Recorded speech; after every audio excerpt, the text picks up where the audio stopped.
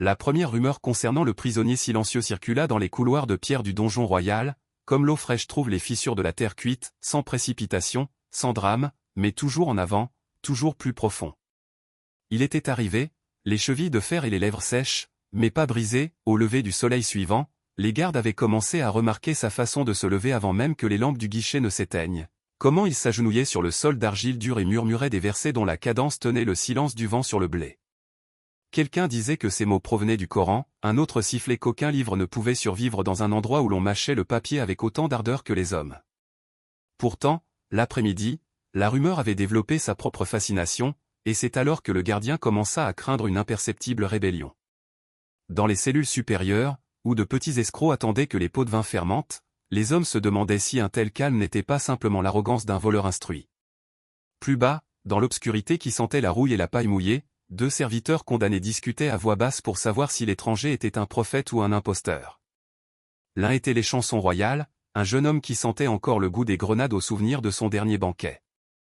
L'autre avait versé du vin avec trop d'avidité dans ses propres veines et purgeait désormais la même peine que ses actes, vigneron de métier, prisonnier par conséquence.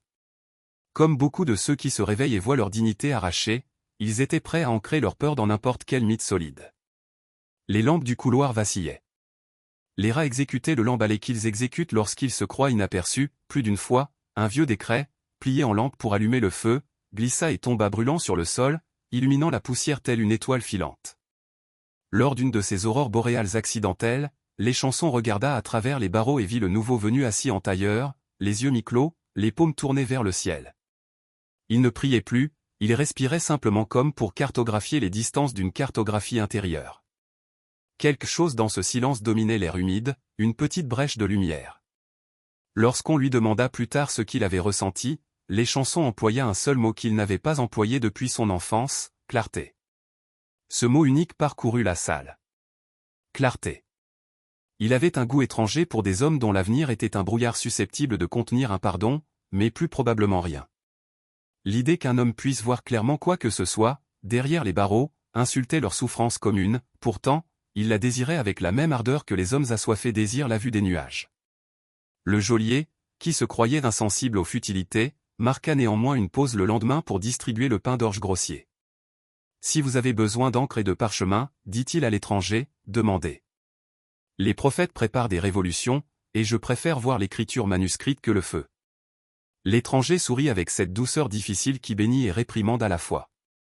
Il ne demanda rien. 4 jours plus tard, les rêves ont commencé. L'échanson rêva qu'une vigne jaillissait des fissures du sol de la cellule, ses branches vertes repoussant la poussière. 3 branches, chacune ornée de grappes de raisins translucides, s'élevaient jusqu'à effleurer le plafond. Il plaça la coupe du roi sous une grappe mûre, la pressa et regarda le rouge s'écouler comme le crépuscule liquéfié. Lorsqu'il releva les yeux, l'étranger se tenait de l'autre côté des barreaux, hochant la tête. Cette même nuit, dans l'alcôve voisine, le vigneron désormais prisonnier comme les autres rêvait de 3 paniers en équilibre sur sa tête, d'où montait du pain blanc chaud comme le soleil. Des oiseaux, gris cendrés et impatients, descendaient, plantant leur bec dans les pains jusqu'à ce que des miettes pleuvent sur ses épaules. Il essaya de les repousser d'un geste de la main, mais ses bras étaient plaqués contre lui, comme attachés par une corde invisible. De quelque part derrière le nuage de plumes, l'étranger observait, silencieux. Ils se réveillèrent haletants, les yeux brillants dans l'obscurité. À l'aube, il s'était mis d'accord sur le courage, il lui demanderait. Non pas qu'il lui fasse entièrement confiance, mais parce que la terreur laisse peu de place au scepticisme, soit on saute, soit on dépérit au bord du précipice. Il écouta sans interrompre, la tête penchée comme un lecteur alignant des colonnes de poésie dans sa tête. Lorsqu'ils eurent terminé, l'échanson détourna le regard, honteux de la voix si faible. Le vigneron serra les barreaux qui les séparaient, comme s'il voulait arracher le verdict avant qu'il ne se fige. Le prisonnier silencieux parla, ses mots empreints de certitude. « Toi, dit-il à l'échanson, tu serviras à nouveau du vin au souverain. 3 branches, 3 jours, la vie jaillira de façon inattendue, et tu t'élèveras avec elle. Souviens-toi, lorsque tu seras à nouveau proche du pouvoir, que toute grâce appartient à Allah, souviens-toi aussi de moi, lorsque tu seras libre, et évoque mon cas devant le trône. » Se tournant vers le vigneron, sa voix s'adoucit, comme pour amortir un choc qu'aucun oreiller ne pouvait atténuer. « Toi, dit-il, tu seras élevé aussi, mais pas vers la liberté, les mêmes oiseaux que tu as vus se repaîtront de ta chair à ciel ouvert. 3 paniers, 3 jours. Le vigneron s'effondra. L'échanson ravala une joie coupable au goût de vol. La sentence de l'étranger ne contenait aucune hésitation, elle avait le poids d'un nuage lourd comme la pluie qui doit tomber, car la gravité est une forme d'obéissance. La nouvelle de la double prophétie tourbillonna dans la prison comme un fétu de paille. Même la grosse araignée nichée entre les torchers sembla s'immobiliser, comme si le temps lui-même voulait honorer la compression du futur dans la parole. Le calme est un parfum rare sous terre, et l'air en fut chargé pendant une nuit. Le premier jour s'écoula dans la lenteur pesante qui précède un changement de temps. Le deuxième jour arriva, lumineux et étrange, le geôlier fredonnait. Le troisième jour éclata. À midi, les gardes emmenèrent le vigneron, au crépuscule, une autre escouade récupéra les chansons, doucement, comme un outil qu'ils comptaient réutiliser. Les rumeurs se révélèrent exactes, une célébration royale exigeait des mains de confiance. Le condamné ne revint que sous forme de rumeur, et bientôt même la rumeur se figea. L'échanson retourna à ses privilèges, porté par une promesse forgée par le prisonnier dans sa vision. L'histoire avance toujours des conglomérats de récits, mais parfois elle marque une pause, passant de la multitude à un récit unique, car un récit particulier décide de s'y intéresser. Les chroniqueurs invoqueront plus tard les déséquilibres commerciaux, les cycles des récoltes et la psychologie particulière des pharaons pour expliquer la suite des événements. Ils ignoreront la fragilité de la mémoire humaine, sa capacité à accumuler ce qui est pratique et à égarer ce qui est précieux. Pendant ce temps, le prisonnier silencieux demeurait, ne comptant ni les jours ni les saisons, seulement les pulsations de son souffle qui rythmaient ses prières. Décrire l'attardement, c'est décrire un silence aux allures de désir. C'est le goût des dates que l'on peut voir mais qu'on ne peut atteindre. C'est la mathématique de l'espoir ou une fonction qui décline sans jamais atteindre le zéro. Les mois se sont dissous. La lune répétait ses propres cycles de captivité au-dessus de la cour, et chaque fois que sa version cimeterre apparaissait, la prisonnière de la clarté offrait la même confession, la foi est une corde dont les fibres peuvent s'effilocher mais ne jamais se rompre, car elle est tissée à la main par Dieu lui-même. Dehors, la politique dansait ses sombres chorégraphies habituelles, alliances négociées, prévisions de récoltes discutées, astrologues promus, conseillers renvoyés. Les rêves du monarque commencèrent à s'estomper, faisant surgir des images que même les interprètes professionnels capables de lire les augures dans l'ombre d'un hibou fuyaient. Le roi avait besoin d'un esprit lucide. La rumeur d'un tel esprit avait autrefois traversé les couloirs des cachots, puis les portes des prisons, et aurait dû maintenant être portée à la cour, mais la rumeur est un instrument émoussé tant qu'elle n'est pas aiguisée par la nécessité. Ce souvenir est une forme de résurrection. À l'aube, tandis que la rosée barbouillait les jardins du palais telle la ponctuation d'un sonnet, l'échanson demanda la permission de parler et raconta son histoire, en commençant par la vigne qui jaillit de la pierre. Il parla des 3 jours qui séparèrent le désespoir de la guérison, nommant le prisonnier qui avait perçu la géométrie en rêve. Les yeux du roi se plissèrent, non pas par doute, mais par calcul. « Allez le chercher », ordonna-t-il, aussi laconique que la pierre frappant le silex. Pourtant, les portes de la prison ne s'ouvrirent pas aussitôt. Le conseiller des rêves ce Youssouf, fils de Yaqub ne reviendrait pas au monde sur un coup de tête, car les caprices sont les veines de l'ego et sa libération ne pouvait provenir de l'ego. Il demanda à l'échanson de revenir d'abord sur les allégations qu'il avait enchaînées des années auparavant. La justice devait être réveillée, insista-t-il, et non pas simplement libérée.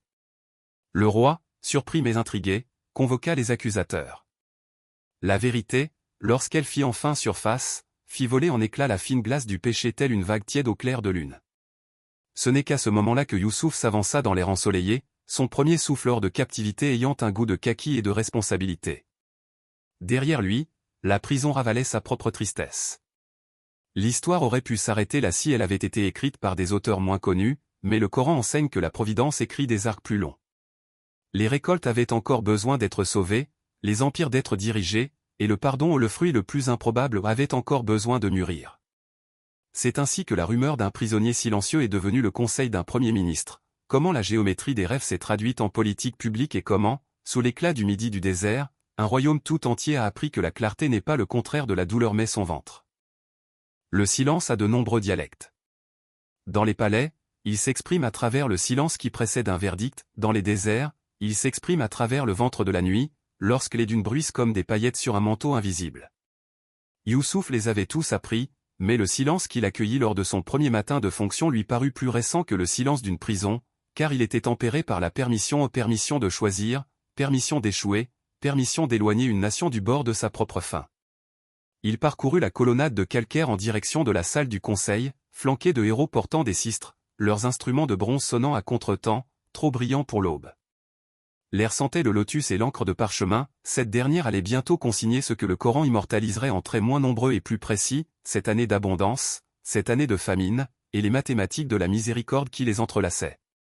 Le pharaon, les épaules drapées de lapis-lazuli, l'accueillit non pas comme un criminel gracié, mais comme un chirurgien appelé à comparaître. « Parlez-moi des vaches et du maïs », murmura-t-il, répétant l'infection qui s'était infiltrée dans ses rêves. Sa voix avait la fragilité d'un homme qui a mal dormi pendant trop de nuits. Youssouf répondit par des images plutôt que par des conseils car la guérison exige un diagnostic précis et décrivant comment les 7 vaches repues du rêve furent dévorées par 7 vaches émaciées, comment les tiges de blé luxuriantes cédèrent la place à des chaumes desséchés, comment le fleuve lui-même sembla se raréfier. Il traduisit sa vision en arithmétique, un tableau des rendements des cultures, un calendrier des précipitations que les astrologues avaient conservé mais mal interprété, un registre invisible des appétits humains. Lorsqu'il eut terminé, la salle du trône résonna de l'écho froid des données. Les propositions s'enchaînaient comme des échafaudages autour d'une idée, des greniers étendus au-delà des murs de la ville, des réservoirs dragués et scellés à la poix, des quotas fixés sur la récolte, un impôt prélevé non sur la monnaie mais sur la complaisance. Encaisser un 5e, dit Youssouf, non pas comme les tyrans thésaurisent l'or, mais parce que la bonté de Dieu retarde l'épreuve, et non l'annule. Certains ministres froncèrent les sourcils, ils préféraient les miracles sans registre, la miséricorde sans labeur. Pourtant, la suspicion tirailla le respect, l'étranger avait vu le passé et l'avenir avec la même précision, peut-être voyait-il aussi l'économie. Des tablettes signées furent expédiées à travers la plaine inondable à la tombée de la nuit. L'abondance aime être confondue avec la permanence. Pendant 6 ans, le Nil s'est engraissé comme un bœuf de fête, déversant une terre végétale si riche qu'on y sentait le fer après la pluie.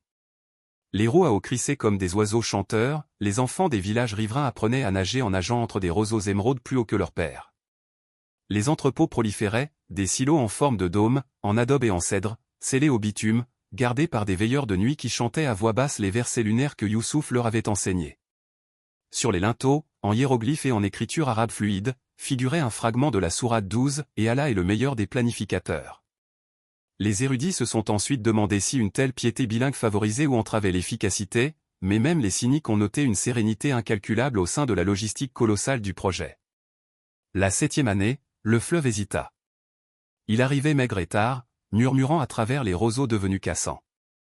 Les agriculteurs s'agenouillaient, palpant la boue comme des médecins lisant un pouls affaibli. Le ciel, le vent et l'argile craquelés entamaient leur lente conspiration, chaque lever de soleil effaçant une nouvelle certitude.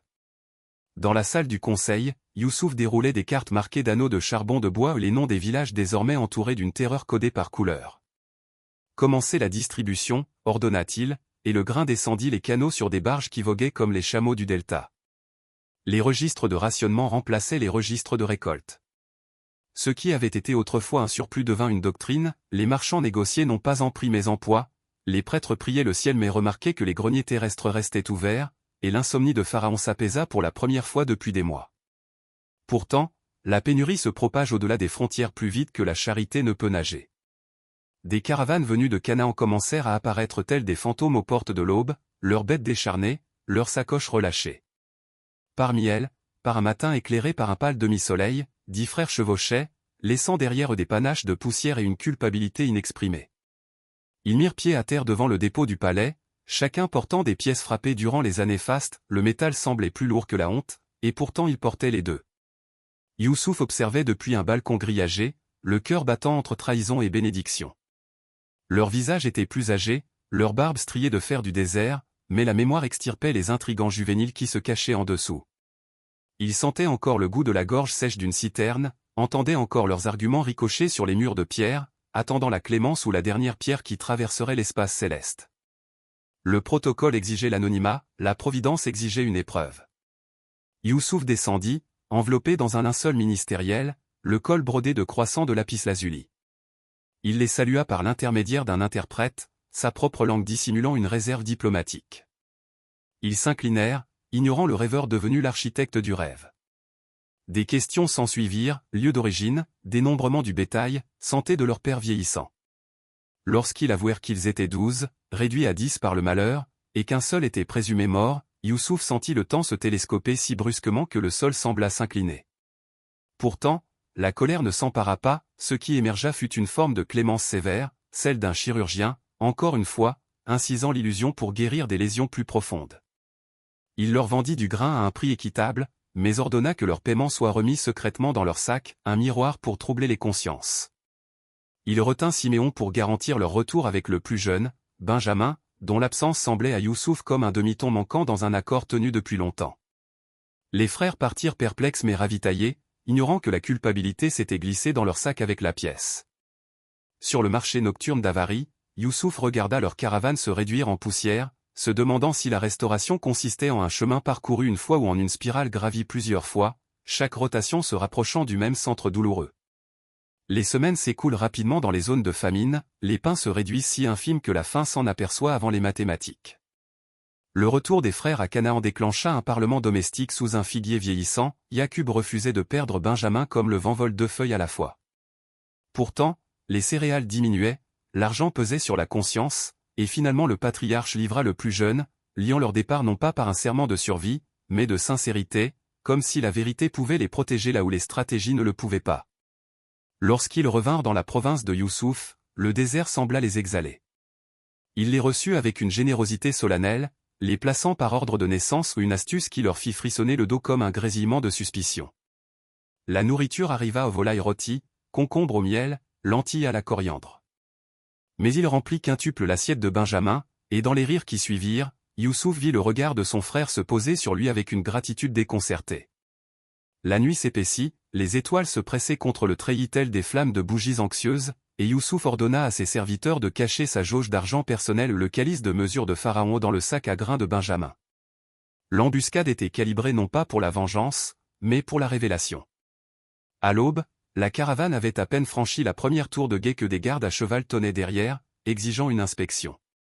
Le calice apparut là où la culpabilité n'avait pas sa place, la sacoche de Benjamin. Accusation, protestation, vêtements déchirés. Youssouf observait, silencieux, tandis que les frères se proposaient comme esclaves de substitution, preuve que le regret peut se transformer en noblesse lorsqu'il est abreuvé d'années de souvenirs. La voix de Judas se brisa lorsqu'il évoqua le chagrin de leur père, l'expression « cheveux gris de chagrin » tombant comme de la cendre sur le sol de marbre. Quelque chose en lui fléchit, puis se brisa, des larmes jaillirent par-dessus les barricades de la prudence. Il ordonna que la pièce soit vidée de tous, sauf de la famille, et lorsque le dernier garde ferma les portes en cèdre, le ministre de toute l'Égypte pleura si fort que son cri ricocha dans les antichambres comme des cymbales de bronze frappées en signe de lamentation.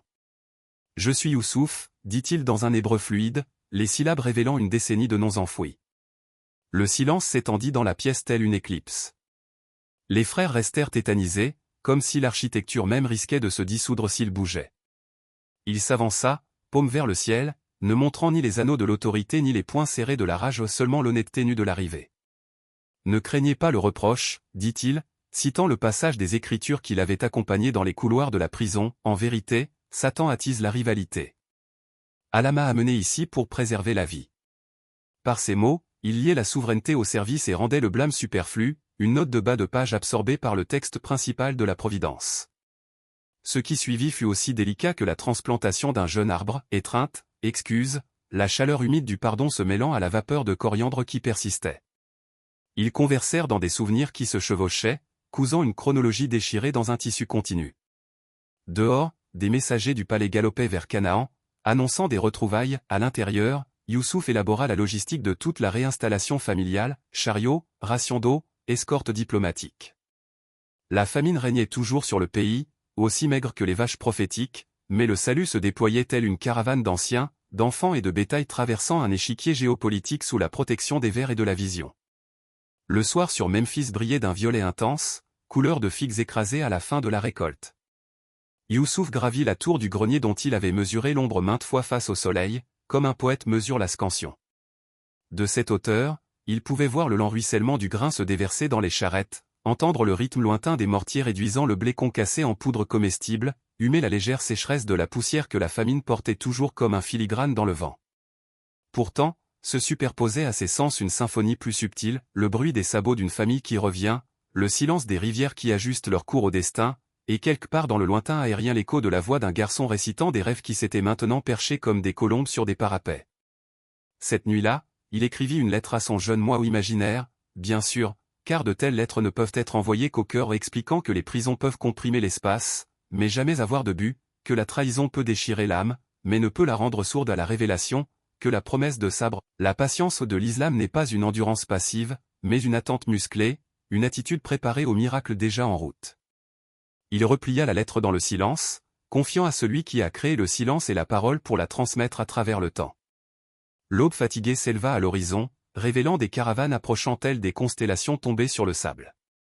Le tableau suivant allait évoquer père et fils, prosternation et vêtements, un trône et un verger de larmes réconciliés.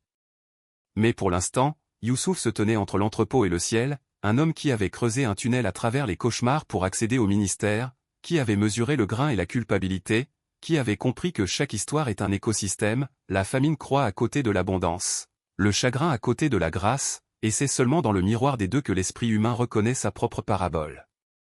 La poussière du départ se lève différemment lorsque l'espoir la précède, chaque coup de sabot résonne non pas comme l'exil, mais comme un chant de retour plus ancien que la géographie. Lorsque la famille de Yacub fils, épouse, enfants, serviteurs, brebis bêlant comme si elle répétait un chœur ancestral quitta les contreforts d'Hébron pour l'Égypte, ils laissèrent derrière eux plus que des vergers marqués par la sécheresse, ils abandonnèrent un long hiver de remords qui avait gelé même les pluies printanières. Pourtant, le remords, tel la sève, voyage avec le bois, chaque pas de la caravane semblait faire écho aux syllabes cachées de leur cruauté passée, la fosse, la fosse, la fosse. La nuit, autour des feux de Tamari qui sifflaient comme des vagues lointaines, Judas ou Issachar jetaient un coup d'œil à Benjamin, le visage éclairé par une lanterne, et sentait à nouveau le poids fantomatique du manteau de Joseph taché du sang d'un chevreau. Personne ne le disait à voix haute. Autour des mêmes braises, Yacub, la vue renouvelée mais rougie par l'âge, traçait l'air du bout des doigts tremblants, dessinant des constellations que ses yeux ne distinguaient plus clairement, murmurant des bribes de révélation, « Mon Seigneur ne néglige jamais sa promesse ». Les mots se posaient comme la rosée sur des fils agités. Quelques jours plus tard, la frontière apparut, une rangée de poteaux d'acacia surmontés de disques de cuivre qui renvoyaient le soleil de midi au regard du voyageur. Des sentinelles égyptiennes en corselet poli s'inclinèrent à l'approche du cortège, mais ce furent les bannières derrière elles qui déclenchèrent des halètements, des ceintures indigo brodées d'une unique plume blanche, l'insigne personnel de Youssouf. Le vieux berger sentit sa poitrine se serrer, incertain s'il s'agissait d'excitation ou du chagrin accumulé des années se déchirant comme un tissu cousu. Benjamin se pressa à côté de lui, soutenant le coude du patriarche. Des trompettes déployèrent un ruban cuivré de bienvenue, et soudain, des courtisans vêtus de lin couleur d'amande moulue entourèrent la famille avec des plateaux remplis de jus de grenade épais comme des rubis fondus. L'escorte fusionna avec la caravane. La route s'élargit, désormais pavée de calcaire qui empêchait les roues des chariots de mordre la poussière. Des étendards en forme de poisson, portant le cartouche du pharaon, flottaient au-dessus de nos têtes, mais, entrelacés d'iconographie royale, des vers en écriture koufique inclinés étaient peints sur des panneaux de cèdre. En vérité, à chaque difficulté vient l'aisance. Certains prêtres avaient protesté contre les syllabes étrangères qui fleurissaient lors des processions nationales, les considérant comme une intrusion. Pourtant, Youssouf insistait sur le fait qu'une politique sans rappel de son vecteur moral finissait par se transformer en oppression. Il connaissait personnellement la tentation où le pouvoir est un fleuve silencieux qui égare même les nageurs les plus aguerris et il avait donc semé la plaine inondable de l'art de gouverner avec des bouées coraniques. Lorsque les palmeraies d'Avarie apparurent, le crépuscule teintait le ciel de teintes rosées cuivrées. Toute la cour extérieure du complexe administratif scintillait de lampes à huile, chacune posée sur un plat en argile d'une île façonnée par des prisonniers dont les peines, autrefois punitives, étaient devenues réparatrices grâce aux réformes de Youssouf. Des portes s'ouvrirent, révélant un couloir tapissé de joncs tressés. Au fond, Youssouf attendait, ni royal ni servile, vêtu de lin sans ornement, ses sandales poudrées par les journaux du jour qu'il avait parcourus, tableaux de répartition, demandes de réfugiés, traités tremblants sur le gond de leur signature. Voyant la silhouette d'un vieil homme courbé se faufiler sous la lumière des torchers, il sentit sa cage thoracique se dilater douloureusement en tentatives vaines du corps pour accueillir une émotion plus volumineuse que la chair. Il marchait non, courait, comme un enfant échappe au protocole et lorsqu'Yacub reconnut la cadence de ses pas, ses genoux fléchirent. Deux vies s'entrechoquèrent, les lignes temporelles s'entremêlèrent, et le marbre du palais goûta les larmes du berger. Aucun témoin ne put plus tard décrire l'étreinte sans que sa propre voix ne s'en échappe, certains disaient que l'air lui-même s'éclairait, comme si chaque larme était un prisme. Youssouf pressa la tête de son père contre sa poitrine, murmurant les paroles qu'il avait répétées contre les murs de la prison. « Voici le compte rendu de la bonté de mon Seigneur. Il m'a fait sortir de la fosse et vous du désert. » Yaqub répondit avec la concision psalmique du Coran, « Certes, mon Seigneur est subtil dans ce qu'il veut. » Autour d'eux, la cour respirait la révérence ou une architecture de souffle suspendu dans l'unité. La cérémonie se déroulait ensuite, audience avec Pharaon ou Yaqub, à la barbe argentée, bénissez un monarque au nom de celui qui est au-delà des idoles, registre mis à jour pour attribuer les pâturages luxuriants de Goshen aux domaines familiaux, chariots déchargés révélant des couvertures cananéennes tissées encore parfumées au thym et au bouc sauvage. La politique prenait la chaleur d'une biographie, supervisant la réinstallation, Youssouf s'assurait que chaque veuve reçoive une part du verger, chaque orphelin une allocation provenant des revenus céréaliers. Les administrateurs égyptiens se retrouvaient à citer des vers de la sourate 12 dans les marges des scribes, nous élevons en grade qui nous voulons, moitié par piété, moitié par constat pratique que ces versets constituaient désormais la base du pain quotidien. Tout le monde n'applaudissait pas. Dans les alcôves sombres de la bibliothèque sacerdotale, où les rouleaux de papyrus sentaient le moisi et l'encens, le grand scribe Anksa et le vizir des affaires des greniers complotaient pour reprendre de l'influence. Ils affirmaient que les décrets bilingues de Youssouf diluaient l'ordre cosmique. Des murmures circulaient dans les couloirs du temple, suggérant que le conseiller étranger accumulait des céréales pour acheter des loyautés. Youssouf entendait les rumeurs comme un marin écoute le grincement des cordages des mâts, des signaux de tension, à ne pas ignorer ni amplifier. L'expérience lui avait appris que la calomnie, comme la famine, prospère dans le vide, la transparence est la réponse. Il ordonna donc que des registres publics soient accrochés à l'extérieur des entrepôts, gravés sur des panneaux de cèdre comme des hommes, indiquant les apports, la distribution et le volume restant, des mathématiques que même des yeux illettrés pouvaient lire à travers des encoches et des pictogrammes. Les parents soulevaient leurs enfants pour qu'ils touchent les rainures, voilà le pain de ce soir. La faction d'Anksa a trouvé la diffamation glissante sur de telles surfaces. La famine s'accentuait. Des caravanes venues d'horizons plus lointains, nomades libus, marchands hittites, et même éclaireurs nubiens faisaient désormais la queue au port douanier du delta, chacune demandant des céréales à des tarifs proportionnels à la distance parcourue et à la misère avérée. Un érudit invité d'Ougari exprimait son émerveillement devant des entrepôts bourdonnants comme des ruches, pourtant gouvernés par une poésie d'équité. L'érudit ne voyait pas le travail incessant derrière cette poésie, Youssouf vérifiait les expéditions nocturnes, recalculait les rations d'eau, conseillait les surveillants qui souffraient de vertige moral en gérant la pénurie. Il accueillait chaque aube par une prière sajda sur le toit plat de sa tour, le front contre une natte de roseaux, récitant « Mon succès n'appartient qu'à Allah ». La politique découlait de cette posture comme une rivière coule de la fonte des neiges des montagnes, organiquement, irrésistiblement. À l'intérieur de la propriété familiale, cependant, la gouvernance se transformait en une situation plus délicate. Le pardon, une fois prononcé, restait à cultiver. Autour des ragoûts de lentilles et de poireaux du soir, les frères se retrouvèrent à négocier un nouveau langage comment s'adresser à l'homme qu'ils avaient autrefois vendu. Reban s'interrompait parfois au milieu d'une phrase, coincé entre l'honorifique, mon seigneur, et l'intime, Aki, mon frère. Youssouf dissipa cette gêne par des plaisanteries sur l'enfance, évoquant des souvenirs qui ressemblaient à des pansements qu'on ôte pour révéler une peau saine. Benjamin, qui n'était plus le cadet par son comportement, devint l'ambassadeur officieux entre les générations, traduisant les expressions idiomatiques de son père en sténographie bureaucratique et la culpabilité de ses frères en récits autodérision qui suscitaient les rares rires de Yaqub. Mais la nuit a cette manie de plaquer ses joues contre les croisillons des fenêtres, scrutant les secrets que la lumière du jour surplombe. Les rêves de Youssouf revinrent, différents désormais des énigmes de la prison, des visions de berges bordées de tombeaux, de statues érodées jusqu'à devenir aveugles, de feuilles de contes se vidant comme si le grain pouvait disparaître avec l'encre. Il pria pour obtenir la clarté et ne reçut que l'avertissement que la clarté, elle aussi, peut être dissimulée pour mettre à l'épreuve la confiance. Il fortifia donc à nouveau ses entrepôts, négocia de nouveaux traités caravaniers avec des tribus du désert capables d'escorter les convois à travers les oueds infestés de bandits. Et la famine continuait de sévir, ces années de vaches maigres comptant 5 décès prophétisés. La 6e année, la sécheresse fut la plus intense. La 2e crue du Nil fut complètement anéantie, ombre de papyrus sur les quais de pierre où les traces d'eau marquaient les siècles. Les prêtres effectuèrent des processions, les idoles transportées sur des barques flottant sur des canaux artificiels, et chantèrent des hymnes chargés de désespoir. Pourtant, les greniers tinrent bon, les calendriers de libération diminuèrent, mais ne cessèrent jamais. Un scribe conta qu'aucun enfant ne mourut de pénurie de pain à l'intérieur des frontières de l'Égypte cette année-là, bien qu'à travers Canaan, des bovins squelettiques s'effondrèrent comme des tentes sous le vent. Les diplomates brandirent cette statistique devant les cours étrangères comme preuve de la faveur divine de Pharaon, mais Youssouf les corrigea, la miséricorde divine, et non la faveur. La faveur implique l'exclusivité. La miséricorde déborde.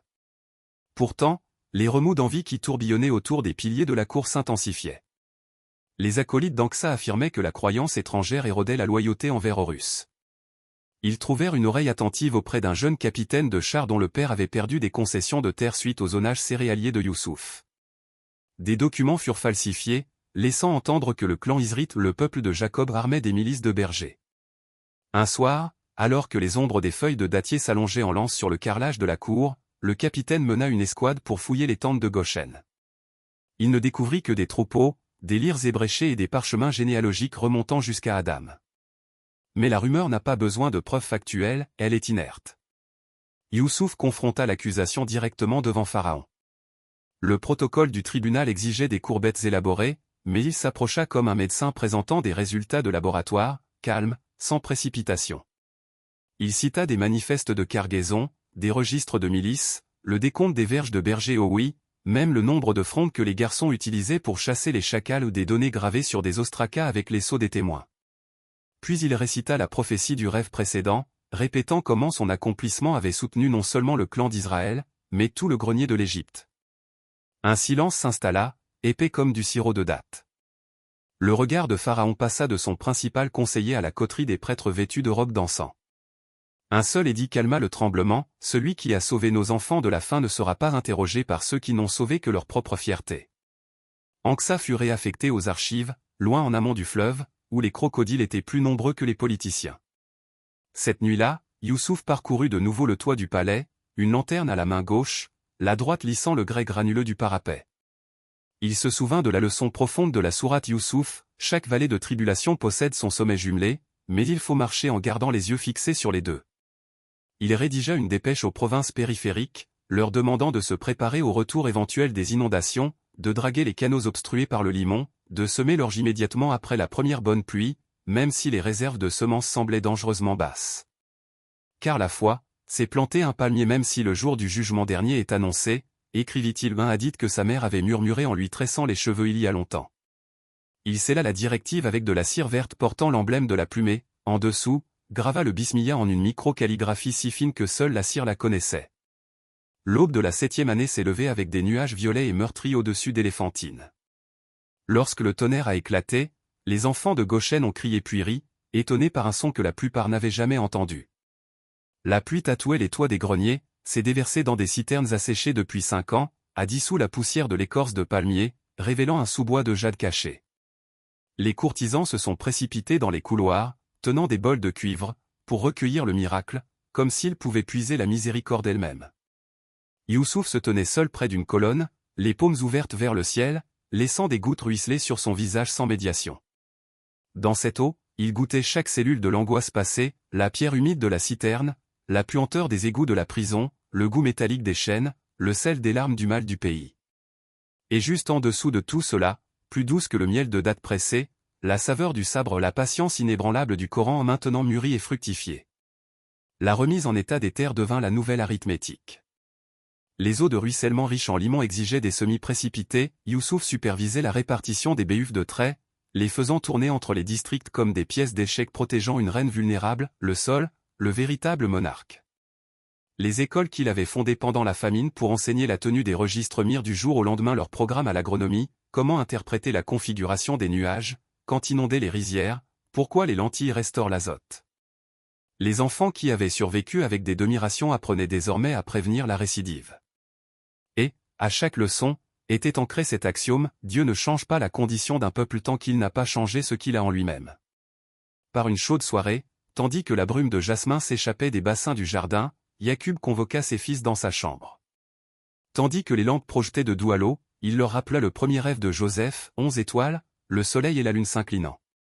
Ce soir, murmura-t-il, je sens le rêve accompli. Ils protestèrent, où était la chorégraphie céleste dans cette modeste pièce aux poutres de cèdre?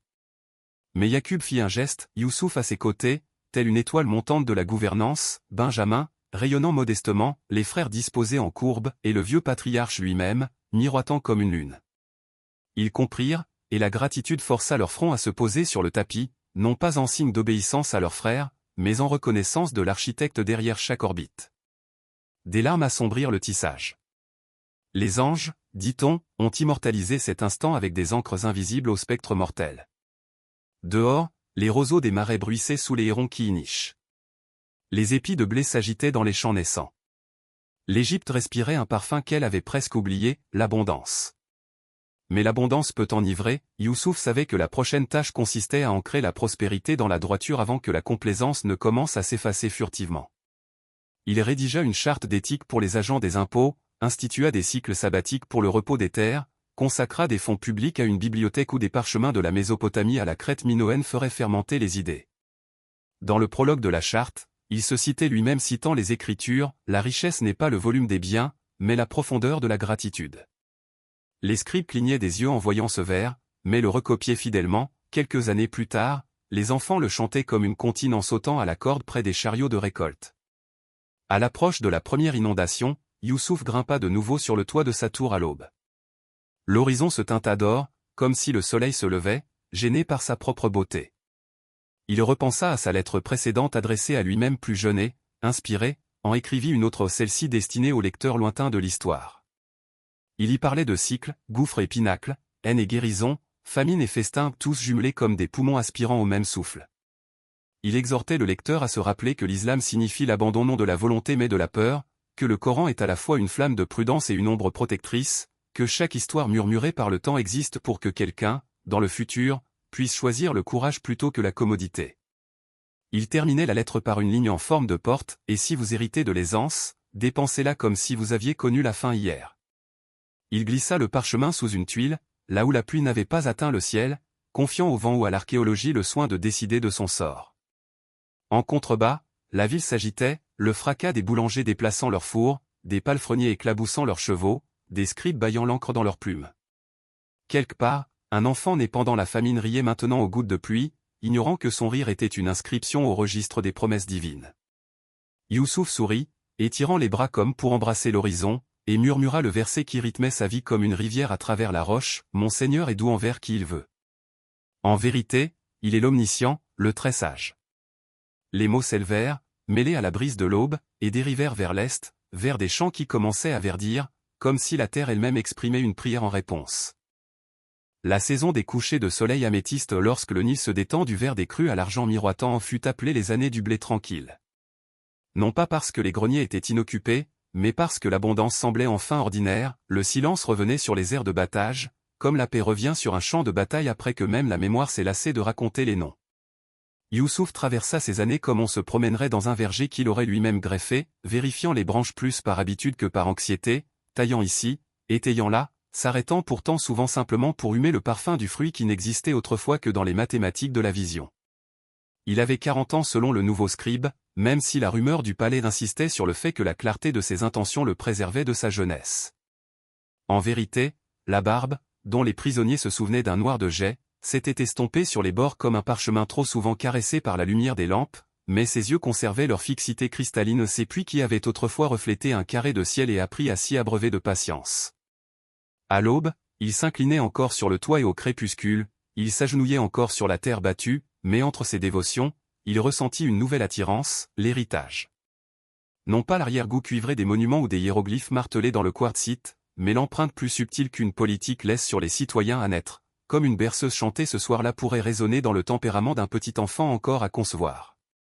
Il convoqua un conseil de scribes, d'astronomes, de sages-femmes et d'anciens du Nil et de Goshen pour rédiger ce qu'il appelait le parchemin de succession ou des lignes d'apprentissage civique si transparentes qu'elles survivraient à un seul ministre. Le préambule citait le même verset coranique qui avait guidé les registres de rationnement, puis, lorsque les justes prennent en charge la terre, ils établissent l'équilibre.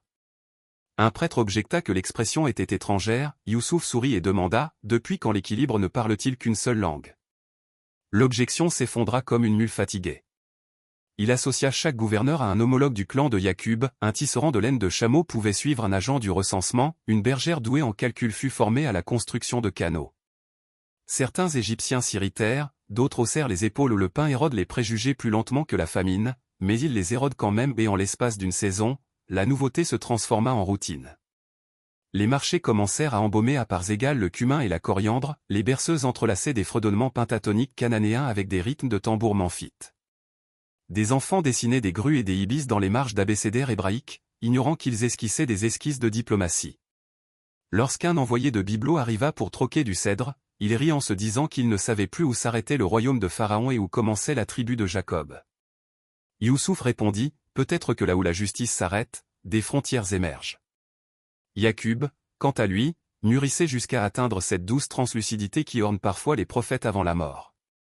Sa voix autrefois puissante comme celle des montagnes s'était réduite à un murmure de roseaux, mais chaque syllabe portait la conviction d'un berger. Par les nuits fraîches, il demandait à être transporté sous les dattiers pour goûter la brise non filtrée par le parfum du palais. Là, il racontait à ses petits-enfants des histoires liées par un refrain unique, « Nous appartenons à celui qui transforme le chagrin en lanterne ». Il cueillait cette phrase comme des raisins sur un treillis, la faisant rouler sur leur langue jusqu'à ce qu'elle ait le goût de la sécurité du coucher. Youssouf lui rendait visite chaque soir, lui lisant les dernières entrées du rouleau de succession. Parfois, le vieux patriarche approuvait d'un hochement de tête, parfois, il s'endormait au milieu d'une phrase, et Youssouf fermait le papyrus sans terminer, se contentant de laisser les rêves absorber le reste. C'est lors d'une telle lecture que la respiration de Yaqub s'accéléra. Pas d'inquiétude, juste une légère hésitation, comme si l'esprit et le corps renégociaient leur bail. Il ouvrit ses yeux embués et fit signe à ses fils. Ils se rassemblèrent, 11 ombres se déployant sur le sol d'albâtre, les 3 plus jeunes sentant encore l'herbe des marais d'une précédente partie près des canaux d'irrigation. Yaqub leur fit réciter, chacun à son tour, leur nom et celui de celui qu'ils servaient. Lorsqu'ils eurent terminé, il pressa le poignet de Youssouf, « Enterre-moi avec mes ancêtres, dans la grotte qui se dresse face aux chênes de Mamré. » Pharaon offrit plus tard la crypte de granit rouge réservée au vizir, Youssouf déclina gentiment. L'héritage, il le savait, s'ancre dans le sol avant de s'élever dans le marbre. Le cortège funèbre qui serpentait d'Égypte à Canaan ressemblait à un fleuve humain, bordé par le chagrin de 2 nations. Des conducteurs de chars égyptiens escortaient les charrettes des bergers, des flûtes cananéennes jouaient des hymnes entrelacés avec les trompettes nilotiques.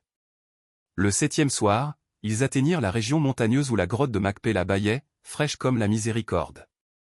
Les frères de Youssouf s'émerveillèrent de la fluidité avec laquelle les rites piétistes s'entrelaçaient, le chant égyptien s'élevant comme l'encens, la supplication hébraïque descendant comme la rosée, l'invocation musulmane de la bismillah les reliant. Même Ruben murmura en larmes, peut-être que Dieu a écrit ces langues uniquement pour trouver l'harmonie dans leur imbrication. Après l'enterrement, la caravane reprit le chemin du retour. Pourtant, le foyer avait subtilement changé, les lignes d'autorité fantomatiques s'estompaient maintenant que le patriarche n'intervenait plus. Autour du plateau de pain commun, les frères revinrent, l'espace d'un instant, à la cadence de leur ancienne culpabilité, épaules voûtées, leur regard jaugeant l'expression de Youssouf comme des marchands pèsent le minerai. Benjamin sentit la température de la pièce se rafraîchir et intervint en plaisantant sur la façon dont les scribes de Pharaon prononçaient mal les gutturales hébraïques. Des rires adoucirent l'instant, mais pas entièrement. Cette nuit-là, Juda et Zabulon s'approchèrent en privé de Youssouf, se proposant comme serviteurs à vie s'il ne promettait aucune vengeance cachée. Youssouf répondit avec la même tendresse étonnée qu'à sa révélation, « Crois-tu que je tienne un second registre du cœur, un registre qui soustrait le pardon à loisir ? Je crains trop le Seigneur des mondes pour rouvrir ce qu'il a fermé. » Il cita une fois de plus leur passage des Écritures communs, « Aujourd'hui, aucun blâme ne vous est imputé », et Juda pleura comme s'il l'entendait pour la première fois. Après l'enterrement de Yaqub, l'Égypte entra dans une ère que les poètes appelleraient plus tard la berceuse de bronze. Les inondations arrivèrent à point nommé, les impôts sur les céréales étaient légers et les déserts occidentaux laissèrent apparaître de nouvelles veines turquoises jusque-là négligées. Le souvenir de la famine s'éloignant, les loisirs cherchèrent le divertissement, les amphithéâtres mirent en scène des épopées, les scribes composèrent des odyssées sur des demi-dieux à tête de faucons courtisant des jeunes filles étoiles. Youssouf autorisa les arts, mais insista pour que le mécénat du palais inclût la traduction de proverbes étrangers, parmi lesquels le hadith sur la plantation de palmiers, même le jour du jugement dernier. Au début, le public se moqua du paradoxe de la parabole, puis une guilde d'artisans l'adopta comme devise, gravant de minuscules icônes de palmiers sur des miroirs en cuivre exportés en amont du fleuve. Pharaon laissa entendre que bientôt la religion de Youssouf serait frappée sur monnaie. « Mieux vaut une bonne conduite qu'une pièce de monnaie, » répondit Youssouf, bien qu'il ait secrètement fait en sorte que la nouvelle pièce de 10 dirhams représente une gerbe de blé flanquée d'une plume, la justice berçant la provende. Pourtant, la justice, comme le grain, attire les nuisibles. Le remplaçant d'Anksa aux archives, un fonctionnaire subalterne nommé Ori, découvrit une faille dans le système de dîme de l'eau et commença à détourner les droits d'entrée du canal vers des propriétés privées. En moins d'un an, des villages de pêcheurs entiers virent leur accès restreint par des péages soudains. Les mères de famille parcouraient des kilomètres supplémentaires au-delà des miradors pour aller chercher des seaux désormais teintés d'un goût d'extorsion. Les plaintes remontaient l'échelle de la bureaucratie comme des cerfs-volants en papier qui tombaient au lieu de s'élever jusqu'à ce que l'un d'eux s'accroche au parapet de Youssouf. Il dépêcha des inspecteurs incognito, déguisés en marchands d'épices, ils revinrent avec des tablettes de cire gravées dans des mains tremblantes, attestant de pots de vin, de flagellation, voire de séquestration pour impayés. Les preuves échaudèrent le sang-froid de Youssouf. En conseil, il lut chaque témoignage à voix haute, laissant les mots s'écraser contre les colonnes d'albâtre. Ori fut convoqué, confronté et se vit offrir la clémence légale de la restitution. Il ricana, arguant que ses actions soutenaient la main invisible du marché. Youssouf répondit, invisible jusqu'à ce qu'elle étouffe la veuve. Un jury aux 2 Égyptiens et un Israélite condamna Ori à des travaux de dragage des canaux qu'il avait lui-même obstrués. Face à la protestation de certains contre cette humiliation, Youssouf cita le Coran, « Quant au navire, il appartenait aux pauvres qui travaillaient la mer, j'ai voulu l'endommager pour que le tyran ne s'en empare pas », la métaphore retentit, le verdict fut tenu. De tels épisodes convainquirent beaucoup que l'air de Youssouf s'auto-corrigeait, mais il ressentait chaque corruption comme une douleur nerveuse sous la peau. Il élargit le réseau de comptables itinérants, surnommés « plumes », dont l'unique tâche était de rendre visibles les inégalités invisibles à l'encre. Certaines nuits, il s'asseyait avec eux autour de lampes à huile, traçant des plaintes sur des draps de lin qui ressemblaient à des constellations de souffrance. Au fil du temps, ces constellations se modifièrent, les points s'amincirent, les lignes se brisèrent. Le progrès, réalisa-t-il, ressemblait moins à un lever de soleil qu'à l'inclinaison d'un lourd miroir, on s'oriente jusqu'à ce que suffisamment de lumière atteigne une pièce obscure. La vie personnelle, si elle peut être dissociée de cette gouvernance, mûrissait tranquillement. Asenath, fille de Potiphra, entretenait un jardin derrière le palais où les figues gonflaient si délicieusement que les voyageurs prétendaient que les fruits devaient siroter la rosée du chèvrefeuille à l'aube.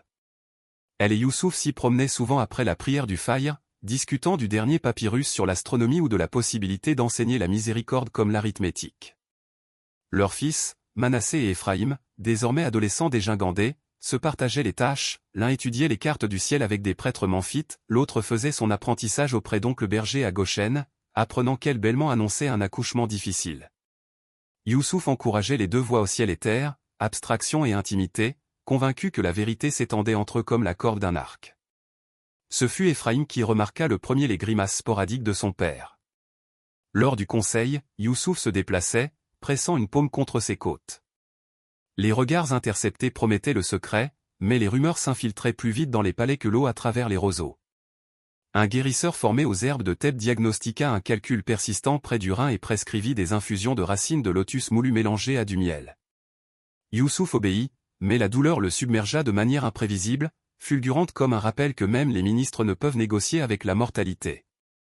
Ses prières nocturnes s'allongeaient, l'emblème de la plume sur sa bague semblait plus lourd, comme si le symbole était désormais empreint de gravité plutôt que d'élan. Un soir ambré, alors qu'il examinait les plans des canaux, Youssouf fut pris d'un vertige et posa son stylet. Il monta sur le balcon.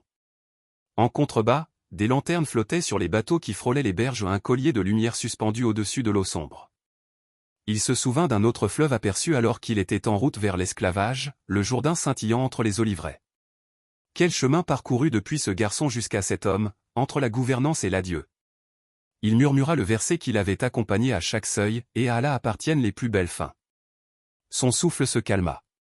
Le lendemain matin, il convoqua Éphraïm et Manassé et leur confia des héritages distincts. À l'aîné, il remit le rouleau de succession, au cadet, le bâton de berger sculpté autrefois par Jacob. Tenez-les comme on tient un compas, dit-il, divisés dans leur forme mais unifiés dans leur direction. Il appela Benjamin et le nomma agent de liaison entre Gozen et le trésor, une fonction qui exigeait à la fois franchise et humour, qualité que Benjamin maîtrisait sans effort. Finalement, il demanda une audience à Pharaon. Le monarque arriva flanqué de 2 gardes à plumes de panthère, mais les congédia avant la fin des salutations. Il observa la pâleur de Youssouf, une inquiétude non dissimulée vacillant derrière ses paupières cernées de colle. Youssouf sourit, un léger sourire reconnaissant une histoire commune, rêve déchiffré, royaume nourri, fierté humiliée. il présenta un parchemin, un décret transférant la gestion absolue des céréales et du canal à un conseil tripartite égyptien, israélien et nubien prenant effet immédiatement après sa mort. Pharaon fronça les sourcils au mot « mort ». Les ministres le prononcent rarement clairement. Youssouf cita le livre qu'il aimait, chacun y goûtera. Le roi soupira, signa, serra affectueusement les avant-bras du vizir et partit sans cérémonie la première fois qu'il quittait la chambre de Youssouf sans suite. Les semaines s'enchaînèrent. Les teintures du guérisseur atténuèrent la fureur de la pierre, mais affaiblirent l'énergie de Youssouf. Il continua son travail, bien qu'assis, lançant des plumes comme des hirondelles du haut d'une falaise. Par une nuit parfumée de lotus, il rêva une fois de plus, 11 étoiles s'inclinèrent, mais cette fois, elles s'élevèrent et se dispersèrent pour former un bateau, glissant sur un fleuve cosmique vers un horizon aux couleurs indicibles. Il se réveilla en souriant, même l'adieu, semblait-il, obéissait à une récursivité poétique. Il demanda à être porté à l'aube jusqu'à la tour du grenier. Benjamin et Éphraïm portèrent la litière, Asenath marchant à ses côtés, murmurant des invocations coraniques qui entrelaçaient la supplication à l'acceptation. Au sommet de la tour, Youssouf congédia tous ceux qui n'étaient pas ses proches et laissa le lever du soleil baigner son visage. Les champs miroitaient en contrebas, les canaux du quadrilatère reflétant l'or. Il désigna du doigt, là, où l'orge rencontre la rivière, semée des grenadiers. Quand la famine reviendra, les fruits rappelleront le printemps. Il récita la prière de clôture, Créateur, tu m'as suffi avant que quiconque ait besoin de moi, suffis-leur maintenant sans moi. Un souffle, un autre, puis un silence si profond que même le vent hésita. La nouvelle se répandit d'abord un murmure parmi les gardes, puis une complainte portée par les barges sur le Nil. Pharaon ordonna 2 jours de silence public, pas de crieurs de marché, pas de trompette du temple, seulement le rythme du fleuve contre le quai. Le 3e jour, un cortège funèbre quitta le palais, portant non pas un sarcophage, mais un simple cercueil en cèdre. Il s'arrêta près de chaque grenier construit par Youssouf, à chaque arrêt, des ouvriers déversaient un panier de blé sur la route, symbole que le vizir défunt nourrissait encore les vivants. Des oiseaux descendaient en nuées jubilatoires, festoyaient, tournoyant comme pour escorter l'âme vers le ciel. L'enterrement se déroula selon ses instructions, reposer un jour aux côtés de Yaqub, mais d'abord reposer temporairement près du fleuve qu'il avait appris à lire comme les Écritures. Ses fils déposèrent l'anneau de plume dans une niche creusée à la base de la pierre tombale, et le parchemin dans un vase scellé destiné aux archives du conseil. Benjamin murmura une dernière plaisanterie quelque chose comme quoi les rêves étaient la politique étrangère préférée de Pharaon et essuya ses larmes avant que quiconque ne puisse le taquiner. Des années plus tard, les voyageurs constateraient que la prospérité de l'Égypte se poursuivait une génération après la disparition du vizir. Les canaux brillaient, les impôts restaient modérés, les étrangers trouvaient leur juste place sur les marchés. Certains attribuaient la réussite au conseil tripartite, d'autres à l'essor des excédents. Mais les anciens secouaient la tête, traçant dans la poussière la forme d'une plume, et répondaient « L'équilibre ne se perpétue pas, il se souvient ». Puis il récitait le verset gravé sur chaque linteau de grenier, et Allah est le meilleur des planificateurs. Ainsi l'héritage se répandait, non pas comme un écho, mais comme un grain, nourrissant ceux qui n'avaient jamais connu le nom de Joseph, mais qui pourtant rompaient le pain sous les ailes de sa miséricorde ancienne en forme de plume. Le vent se souvient de ce que la pierre oublie. Longtemps après que le cercueil en cèdre de Youssouf eût été descendu dans la voûte du Nil et que les linteaux du grenier eurent refroidi sous d'innombrables lunes, la brise dominante balayait encore les roseaux du delta d'un léger chahut. Le financement du pétrole était la seule ligne budgétaire qu'aucun trésorier n'osait réduire, car quelqu'un citait toujours le verset inscrit sur le col en bronze de la lampe, « Allah ne permet pas que la récompense des bienfaisants soit perdue ». Éphraïm prit de l'âge et devint le premier président de ce conseil, son écriture se rétrécissant d'année en année, jusqu'à ce que les auditeurs plaisantent en disant qu'il pouvait condenser la précision d'un grand livre en un ongle. Son frère Manassé suivait les équinoxes et les sédiments des canaux avec la même dévotion, les cartographiant sur des papyrus si impeccables que les prêtres l'accusèrent de sorcellerie lorsque la crue arriva à une enjambée de sa prédiction. Benjamin en grisonnant désormais, le rire adouci comme un vin de vendange tardive servait de soupape d'humour au sein du gouvernement, circulant entre la bureaucratie du Nil et les pâturages de Goshen pour évacuer les tensions avant qu'elles ne se calcifient. Leurs enfants se marièrent avec des artisans égyptiens et des cousins bergers, créant des lignées métissées qui ressemblaient, lors des fêtes, à des fils de tapisserie tressés par un unique métier à tisser invisible. La mémoire se calcifie aussi, mais à un rythme si lent qu'aucune cage thoracique vivante ne peut en supporter le poids. 30 ans après la mort de Youssouf, un nouveau pharaon, Djedotep, accéda au trône. Ni cruel ni ignorant, il comptait simplement les ancêtres différemment, calculant la lignée selon les trophées de guerre plutôt que selon les murs des greniers. Lors de sa première audience avec le conseil, il examina le sceau en plume sur le sceau d'Éphraïm et remarqua, l'emblème est élégant, mais peut-être daté. Éphraïm sourit, répondant que le grain courbait encore sous cette plume. Djedotep hocha poliment la tête. La politique cédait à la nostalgie quand elle coûtait peu et rien ne changea, pourtant la remarque persista comme du fer dans l'eau douce.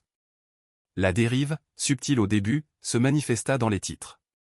Les scribes égyptiens commencèrent à nommer les bergers Isrit Abiru, un mot qui signifiait autrefois « traversant les frontières », mais qui, aujourd'hui, se transforma en étranger. Les péages des canaux, supprimés depuis les réformes de Youssouf, réapparurent pour les caravanes transportant des peaux de chèvre au lieu de lingots de cuivre. Des inspecteurs à la plume d'oie signalèrent les irrégularités, mais le nouveau vizir, un courtisan nommé Satep, classa leur plainte sous le couvert des « ajustements saisonniers ». Il affirmait que la loyauté exprimée en blé devait désormais être prouvée en briques, l'Égypte projetait une cité-temple en amont du fleuve, et le travail gratuit démontrerait l'unité civique. Benjamin assista à la proclamation du décret, s'appuyant sur le vieux bâton de Yacub. Il observa les papiers de levée, chacun estampillé du même glyphe à tête de faucon, voletant sur le marbre tel des colombes effrayées. Cette nuit-là, il écrivit à Éphraïm, le vent tourne. Nous devons attacher le souvenir, de peur qu'il ne s'envole hors de portée. Éphraïm lut le mot, le scella dans les archives et doubla la quantité d'huile pour lampe. Les années passèrent. Les quotas de briques grimpaient, les camps de levée s'étendaient le long des carrières d'argile où l'herbe à fouet fouettait même les jours sans vent. Certains Isrites signaient de bon gré, le travail était le travail, et après tout, l'État respectait toujours les plafonds d'impôts de Joseph. D'autres murmuraient que la paille valait désormais de l'argent. Lors des séances du conseil, Éphraïm faisait pression pour obtenir des subventions céréalières afin de compenser le fardeau, Satep répliquait avec des schémas de trésorerie s'affaissant sous les dépenses des fêtes. Lorsqu'Éphraïm citait l'éthique coranique du partage des surplus, Satep répliquait que le Coran, bien que vénérable, ne figurait pas au programme du palais sur les cultes impériaux. Aucune indignation ne se fit jour, seul le silence glacial d'une bureaucratie fermant une porte. Chaque nuit, Éphraïm parcourait le quartier des greniers, notant les niveaux de fourrage et interrogeant les veuves faisant la queue pour obtenir leur parcelle. Un jour, au crépuscule, il aperçut un garçon se glisser sous l'auvent du grenier, les doigts tremblants, tandis qu'il récupérait une poignée d'épeautre dans une couture de toile de jute percée. Les côtes du garçon perçaient sa peau, Éphraïm le laissa faire sans broncher, puis traça la couture rompue avec son pouce calleux. Il murmura le verset cité par Youssouf sur la gouvernance, l'équilibre doit être rétabli, et comprit que l'équilibre bascule non pas par un tremblement de terre, mais par 1000 grains renversés. À 57 ans, Éphraïm prononça son dernier discours devant le conseil, un graphique à barres minutieusement dessiné au fusain montrant la production de briques en hausse, l'accès aux céréales en baisse et la mortalité infantile en hausse, telle une vipère furtive. Son argument de clôture était une question, que vaut un monument si ceux qui le construisent s'effondrent? Satep applaudit cette préoccupation poétique et déposa le graphique. Au printemps suivant, la lampe près du parchemin brûla moins, les expéditions de pétrole furent repriorisées. L'héritage, cependant, comportait des redondances. 2 générations d'écoliers avaient récité les maximes marchandes de Youssouf, certains servaient désormais de scribes juniors. L'une d'elles, une femme aux cheveux bouclés nommée Néféru, ancrait sa plume de roseau dans une rébellion silencieuse et commence à copier le parchemin de succession en cachette, une clause par nuit, sur des fragments. Elle les fait passer en fraude à un réseau d'apprentis qui construisent un registre illégal, l'ADN constitutionnel de Youssouf est inséré dans de nouveaux secrétaires. Ils se surnomment les auditeurs, un clin d'œil au commandement du Coran, donnez donc la bonne nouvelle à ceux qui écoutent. Le mouvement vibre sous les avis officiels comme des abeilles dans les fissures des murs. Benjamin ne vécut pas assez longtemps pour voir leur travail atteindre le quorum. Le jour de ses 70 ans, il s'effondra alors qu'il jugeait un litige concernant un pâturage. Allongé à l'ombre des tamaris, il plaisanta, dit à mon frère que je l'ai enfin distancé, puis s'immobilisa. Goshen pleurait avec des chants funèbres à la flûte qui s'élevaient comme des roseaux au vent, mais Memphis maintenait son rythme, les quotas de briques ne s'arrêtaient pas au deuil. Éphraïm remonta la rivière pour enterrer le bâton à côté du manteau de Benjamin, dans une tombe perchée sur une colline surplombant à la fois les pâturages et les toits du palais, un point de vue que son frère aurait apprécié. Pendant ce temps, le fils de Djedotep, Amosi, héritait du trône avec des ambitions façonnées par des architectes avides de plus d'une cité-temple. Les décrets du travail se durcirent, les rations passèrent de céréales équilibrées à un gruau léger. Les plaintes des Isrites trouvèrent des oreilles de pierre, certaines familles s'enfoncèrent plus profondément dans les marais du delta, ressuscitant leurs tentes comme des échos ancestraux. Là, les enfants apprenaient de vieilles berceuses sur un vizir rêveur qui comptait la famine parmi les déguisements de la miséricorde divine. Ils apprirent aussi des chants de silence sur une autre prophétie, celle-là à moitié oubliée au parlant d'un libérateur à venir, un bébé tiré de l'eau. Les auditeurs en prirent note. Ils cartographièrent les lieux de naissance des nourrissons, les endroits où les prélèvements frappaient le plus durement, et comment la rumeur se transformait en attente. Dans une hutte au toit de roseaux, une sage-femme murmura à la mère surprise d'un nouveau-né, appelé le Moussa, car il a été tiré. La mère cligna des yeux. Pourquoi parler de tirer? Mais la sage-femme se contenta de sourire, percevant des ondes lointaines à l'intérieur de la coquille de la prophétie. Dehors, les grenouilles coassaient un cœur courant dans le delta, pourtant, à certaines oreilles, il résonnait comme le premier battement de tambour des fléaux à venir. Éphraïm, à la barbe blanche, sentit le changement d'air comme les marins sentent l'orage bien avant l'amas nuageux. Trop vieux pour arpenter les rues boueuses la nuit, il convoqua les plumes survivantes. À la lumière de l'huile, ils étudièrent les listes de prélèvements de contrebande, marquant en rouge les villages où la paille était retenue. Le motif formait des griffes se refermant sur Goshen. Éphraïm expira. Ainsi, l'entrepôt de Joseph, murmura-t-il, est devenu la fonderie de Pharaon. Il dicta un codex circulaire, à la fois mémoire et manifeste, tissant des exhortations coraniques en conseils logistiques, comment cacher du grain dans des jarres d'argile, comment partager avec parcimonie pour que les trésors échappent à la détection, comment murmurer du courage aux oreilles des enfants dont la langue craque de soif. Il l'intitula « Livre du seuil » et envoya les auditeurs se disperser, des exemplaires glissés sous des châles. Tous les Égyptiens n'applaudirent pas le resserrement du joug. Les marchands des ports fluviaux se plaignirent que les routes de prélèvement retardaient les expéditions de bois, les soldats de rang intermédiaire n'aimaient pas surveiller les foules affamées, un jeune architecte griffonna une note marginale à côté du plan de son temple, la pierre loue les dieux, les cœurs vivants font mieux. L'empire resta puissant, mais de fines fissures se creusèrent dans son calcaire moral. Amosi, constatant un retard de production, émit un décret, tout enfant mal israélite né désormais serait inspecté pour vérifier sa viabilité économique. L'expression, plus glaçante qu'un coup de fouet, se répandit sur les papyrus des commandes livrées la nuit. Les mères donnaient naissance à leurs bébés dans des huttes de marais, insonorisées par des murs de joncs et le croassement des ibis, les pères apprenaient l'art d'écouter les pas, distinguant l'ami de l'assesseur au bruissement des roseaux. Certains nourrissons disparaissaient encore ou se glissaient dans des camps de la levée ou pire, mais d'autres survivaient, cachés dans des paniers enduits de pois. L'emblème de la plume, autrefois estampillé sur les bons de céréales légaux, réapparaissait désormais gravé sur ces paniers, un code du souvenir flottant dans les eaux obscures vers un sauvetage improbable. Par une aube humide, alors que la brume enveloppait l'eau comme un châle, Néferu observa un panier dérivé, guidé par des mains invisibles. Elle murmura le premier verset de la sourate 12, Alif Lam Ra.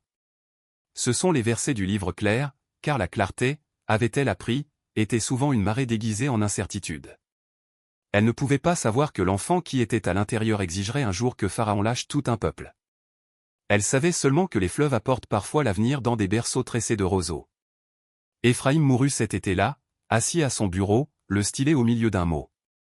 La phrase inachevée disait « L'exil commence dans le cœur avant de franchir une frontière ». Les auditeurs l'enterrèrent près du mur du grenier, glissant le stylet dans ses mains jointes. Ils prirent la tablette inachevée comme un présage plutôt que comme une défaite. Au clair de lune, ils recopièrent la phrase sur des fragments qu'ils passèrent comme un silex entre des doigts de pierre, faisant jaillir des étincelles dans l'obscurité. Les années s'écoulèrent comme des papyrus dans des archives humides, et la monarchie oublia complètement Joseph. Les fonctionnaires du pharaon se disputaient à propos des chaînes d'approvisionnement, jamais de clémence. Mais le vent continuait de souffler dans les roseaux du delta avec ce léger chut. Par une nuit étoilée, au cœur des baraquements du camp de travail, un adolescent nommé Caleb se tourna vers son compagnon de chambrée et murmura « Si le dieu du rêveur a autrefois rempli les granges contre la famine, pourquoi ignorerait-il maintenant les coups de fouet dans notre dos ?» Son compagnon de chambrée, fils de tailleur de pierre aux paumes boursouflées en carte d'endurance, répondit « Peut-être attend-il que nous redevenions des rêveurs. » Dehors, la torche du surveillant crépitait, sans surveillance, la flamme s'effondra en charbon ardent, et l'obscurité s'abattit comme un souffle coupé avant de parler. L'obscurité est la toile de prédilection du Coran pour la révélation. D'elle jaillirent autrefois des versets qui sauvèrent un royaume de la famine, d'elle surgiraient bientôt des signes aux sanglantes, sauterelles, bâtons transformés en serpents et qui ouvriraient le poing le plus serré de la tyrannie. Pourtant, entre ces coups de pinceau céleste se trouvait cet interlude d'oubli et de souvenirs, un blé discret transformé en brique obligatoire, un emblème s'effaçant sur les pièces de monnaie pour réapparaître sur des papyrus de contrebande et des paniers de roseaux. Et à travers chaque oscillation, le murmure persistait, Allah est le meilleur des planificateurs. Cette phrase survécut au roi. Elle se niche dans les linteaux des greniers, dans les mots de passe des auditeurs, dans les berceuses introduites clandestinement par-delà les barrières de digues, jusqu'à ce qu'un jour, elle se déploie en un impératif tonitruant, « Laissez partir mon peuple ». Mais c'est une autre sourate, une autre prophétie.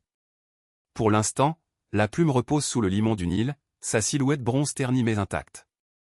Le vent souffle bas, peignant les roseaux, répétant le secret de la continuité, le grain peut pourrir, les monuments peuvent s'écrouler, mais la miséricorde, une fois semée, tend à se ressemer dans des sillons inattendus.